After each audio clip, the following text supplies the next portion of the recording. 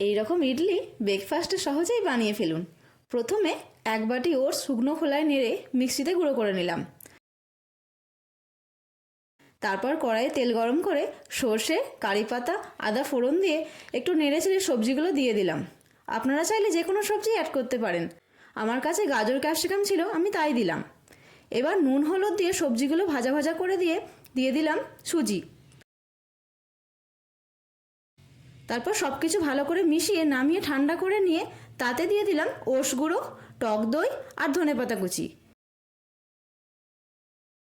তারপর আবারও সব কিছু ভালো করে মিশিয়ে একটা ব্যাটার বানিয়ে নিলাম।